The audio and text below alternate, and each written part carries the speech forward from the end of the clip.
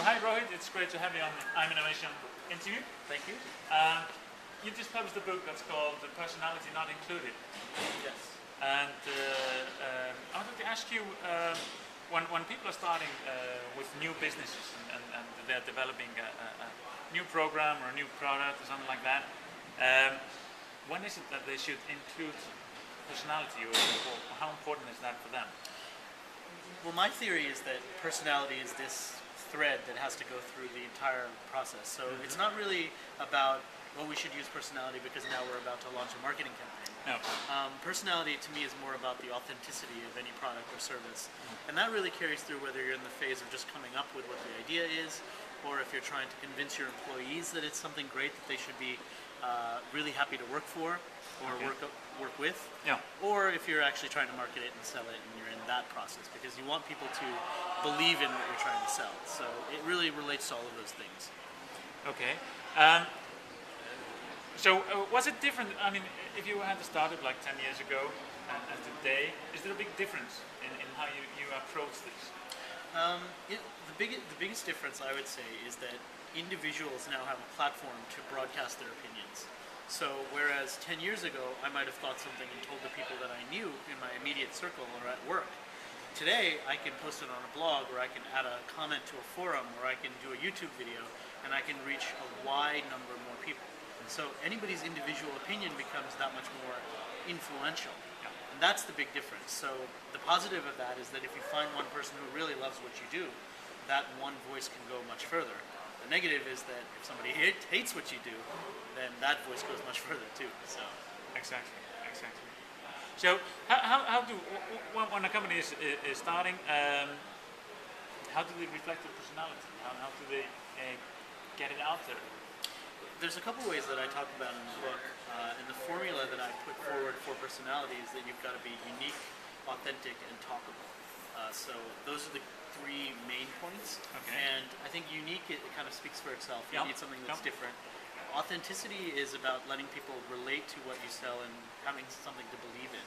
And talkable is the word of mouth element, that it's something that you want to not only experience for yourself, but tell somebody else about. And that's the really important thing. The purple cow in the business. Exactly, yeah. So it's something that you can't help talking about, right? So what I talk about in terms of the formula for doing that is that the first thing is that you have to tell what I call a backstory, which is the story of your brand or your product or your service and how you got to where you are.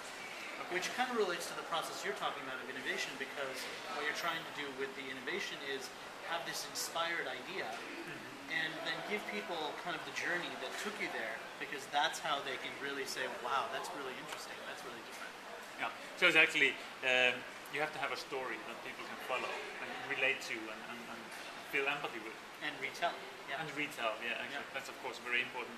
Correct. That's a marketing thing in it. Yeah, exactly. Exactly. I mean, part of the reason why Dyson vacuums became such a sensation is because it wasn't just a good vacuum cleaner that worked.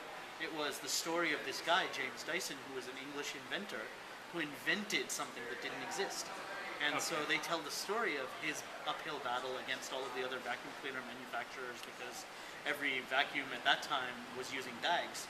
And he had the bagless vacuum, the first bagless vacuum. All the vacuum cleaner manufacturers said, well, if there's no bags, how do we make our money? Right? Because they make the money on the bags, just like the printer companies make the money on the ink. That was their business model. And he said, no, I'll just charge a lot more for the vacuum cleaner in the first place and make it bagless so they never have to buy the bags. And that idea didn't fly with a lot of people until now, when Dyson's famously successful for doing that. So. Okay, so it's like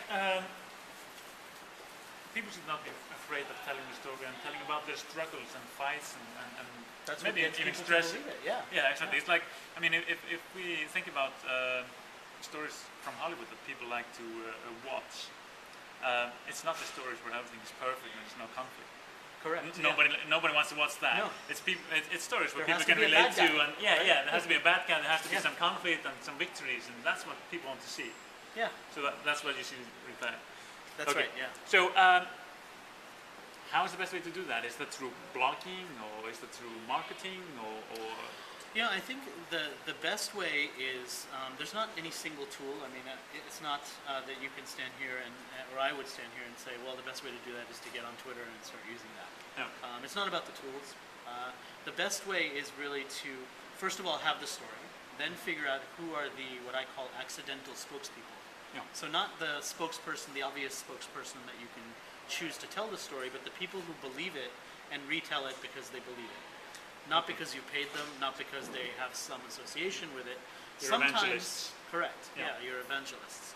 And if they retell the story, that's the best way that it spreads. That's the best way that people actually believe it. Yeah. Because they hear it from all of these different places and they say, wow, that's a product I need to try. That's something I need to look at.